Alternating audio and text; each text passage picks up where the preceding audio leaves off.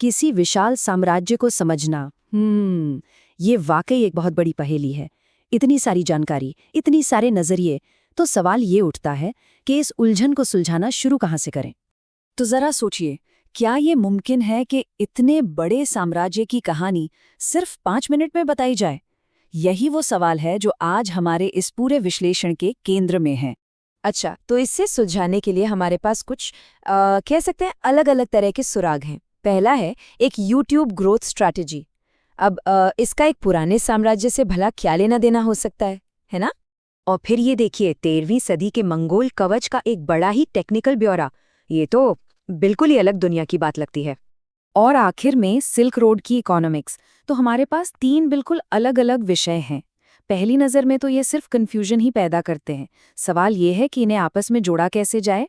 तो सबसे बड़ी चुनौती यही है, इस बिखरे हुए केओस से क्लैरिटी तक का सफ़र कैसे तय किया जाए। मतलब हमारा मिशन है इन अलग अलग धागों को लेकर एक अच्छी सीधी साधी कहानी बुनना।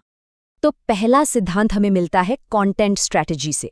इसमें कहा गया है कि शुरुआत करने का सबसे आसान तरीका है एक नीश, यानी किसी एक खास पहलू पर फोकस करना और फिर धीरे धीरे विस्तार करना। बात तो सही है, एक छोटे स्पेसिफिक टॉपिक से शुरू करना हमेशा आसान होता है।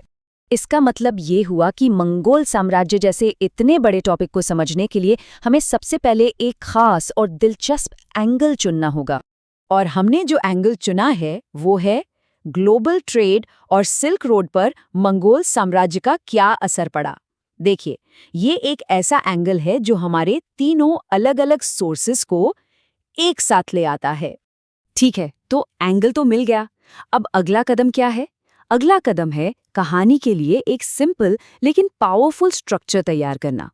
और यहाँ पर हमारे एक और सोर्स से एक बड़ा ही शानदार फ्रेमवर्क हाथ लगता है, क्या, क्यों और कैसे वाला स्ट्रक्चर। मतलब टॉपिक क्या है, वो ज़रूरी या इंटरेस्टिंग क्यों है, और इसे आखिर हासिल कैसे किया गया। तो चलिए इस फ्रेमवर्क को हम फौरन अपने मंगोल टॉपिक पर अप्लाई करते हैं। पहला सवाल, पैक्स मंगोलिका क्या था? दूसरा, व्यापार के लिए ये इतना ज़रूरी क्यों था? और तीसरा, मंगोलों ने ये सब किया कैसे? अब बारी आती है डिज़ाइन की। हमें अपने सोर्सेस से जो भी मुश्किल फैक्ट्स मिले हैं उन्हें हमें सिंपल और आसानी से समझ आने वाले विजुअल्स में बदलना है। एक उदाहरण देखते हैं, जैसे मंगोल कवच के ये टेक्निकल डिटेल्स।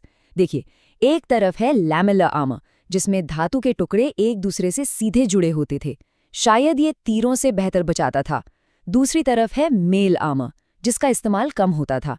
इस तरह की विजुअल तुलना से बात फौरन समझ आ जाती है। बिल्कुल इसी तरह एक टाइमलाइन, ये ऐतिहासिक घटनाओं को एक क्रम में रखकर हमारी कहानी को वो ज़रूरी कॉन्टेक्स्ट देती है, जिससे पैक्स मंगोलिका को समझना बहुत आसान हो जाता है। तो अब हमारे पास एक क्लियर एंगल है, एक स्ट्रक्चर है और डिज़ाइन के कुछ सिद्धांत भी हैं। अब वक्त है इन सबको एक साथ जोड़ने का। चलिए एक छोटा सा विश्लेषण तैयार करते हैं। तो सवाल था, पैक्स मंगोलिका क्या था?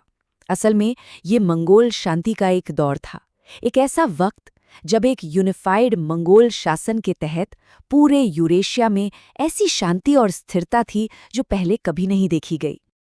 अब सवाल है, मंगोलों ने इसे हासिल कैसे किया? इसका एक बड़ा जवाब है याम सिस्टम। ये रिले स्टेशनों का एक जबरदस्त नेटवर्क था जो व्यापारियों और मैसेंजर्स को खाना, आराम और ताज़े घोड़े देता था। इसी की वजह से हजारों किलोमीटर्स का सफ़र आसान और सेफ हो गया। और इस सेफ्टी के पीछे क्या था? उनकी जबरदस्त मिलिट्री पावर।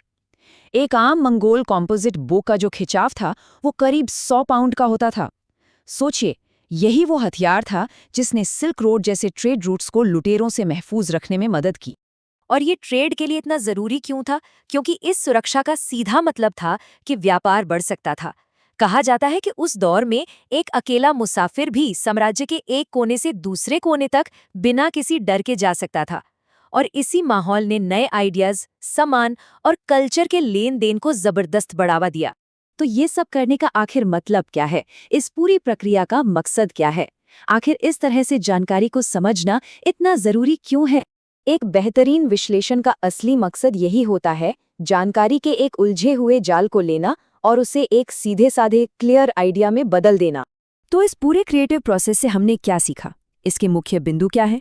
पहला, एक फोकस नैरेटिव एंगल ढूंढे, एक नीश। दूसरा, एक सिंपल और लॉजिकल स्ट्रक्चर बनाएं। तीसरा, फैक्ट्स को क्लियर और असरदार विजुअल्स में बदलें। और आखिर में इन सभी हिस्सों को जोड़कर एक पूरी कहानी तैयार करें।